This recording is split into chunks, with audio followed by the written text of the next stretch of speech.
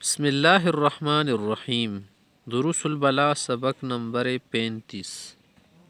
المجاز المرسل، یہ سے ہم مجاز مرسل کی بات کرتے ہیں۔ مجاز مرسل سے مراد وہ تعلق علاقہ ہے جو مشابہت والا نہ ہو بلکہ سبب والا ہو، مسبب والا ہو، جزیت والا ہو، کلیت والا ہو، تو اس کو کیا کہتے ہیں؟ مجاز مرسل کہتے ہیں۔ ہوا مجاز علاقتہ غیر المشابہہ، اس کا تعلق مشابہت والا نہیں ہوتا۔ کس سببیت، جسے کبھی کبھی سبب والا تعلق ہوتے ہے۔ فی قول کا، جسے آپ کہہ دے عظمت ید فلان، فلاں شخص کا ہاتھ بڑا ہو گیا۔ ہاتھ کسی کا نہیں بڑھتا، منع ہاتھ سے دولت کمائی جاتی ہے، پیسہ کمایا جاتا ہے، نعمتیں آتی ہیں، تو منع ہے یعنی عظمت نعمتہ، اس کی نعمت بڑھ گئی، دولت بڑھ گئی، سامان و آسائش بڑھ گئی۔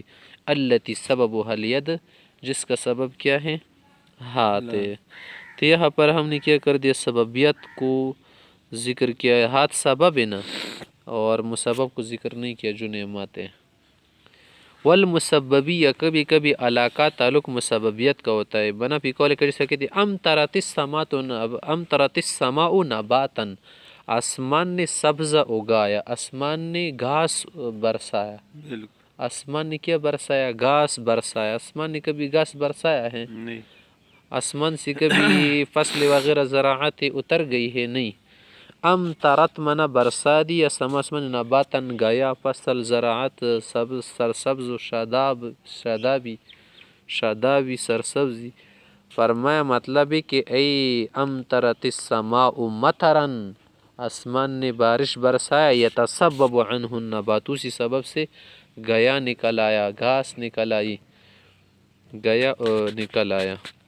والجزئیہ، کبھی کبھی جز ذکر کرتے ہیں، جزیات والا تعلق ہوتا ہے۔ فی قول کا، جسے کہتے ہیں مراد اس سے کل ہوتا ہے۔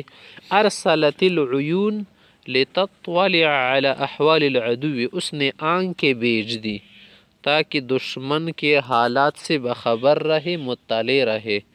مانا ای الجواسیس، جاسوسوں کو بیچا، کیونکہ جاسوس جو ہے آنکھوں سے بہت دیکھتے ہیں، تو اس لیے یہاں پر جز ذکر کیا، مراد کھلے۔ ارسلت العیون مانا یعنی ارسلت الجواسیس، حکومت نے جاسوسوں کو بھیجا۔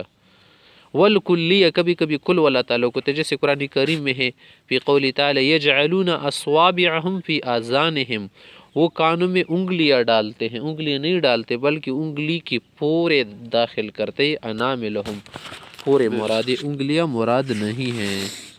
آگے کہتے وہ اعتبار ماکانہ، کبھی کبھی مجاز مرسل اس لیے ہوتا ہے کہ مزید زمانے کا ہم اعتبار کرتے ہیں۔ اللہ تعالیٰ نے ایک جگہ فرمایا کہ وَآتُوا الْيَتَامَ أَمْوَالَهُمْ، یتیموں کو ان کا مال دو۔ مانا اس وقت تو نابالغ تھی مزی میں نا، لیکن اب کیا ہو چکے ہیں؟ بالغ ہو چکے ہیں۔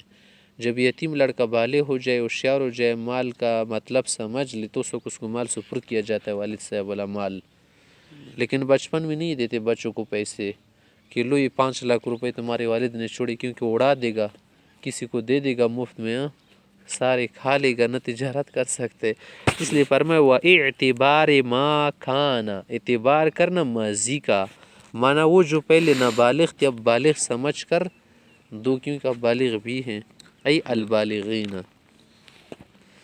و اعتبار ما یکون، کبھی کبھی ما یعول کا اعتبار ہوتا ہے، کبھی کبھی تو ما آل کا اعتبار ہوتا ہے نا، ما آل جو ہو گیا، ما یعول مانا جو ہو جائے گا، ما یکون جو ہو جائے گا، و اعتبار ما یکون اس کو کہتے ہیں، مانا استقبال کا اعتبار کرنا، آئندہ زمانے کا اعتبار کرنا۔ جیسے یوسف علیہ السلام کے ساتھ ایک جیلی تھا، قید میں قیدی تھا، اس نے یوسف علیہ السلام سے خواب کی تعبیر پوچھی کہ انی ارانی اعصر خمرا، میں نے دیکھا کہ میں شراب نہ چھوڑ رہا ہوں۔ جیل میں ایک نے کہا تھا کہ میرے سر پر سے پرندے کھانا کھا رہے ہیں، مانا تم قتل ہو جاؤ گے۔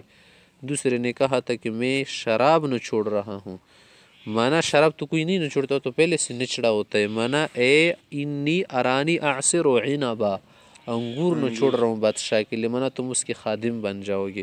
تو دیکھیے پر ما یکون کا اعتبار ہو گیا، آئندہ تم ایسا کرو گے۔ والمحلی، کبھی کبھی محل کا اعتبار ہوتا ہے، کیا مانا؟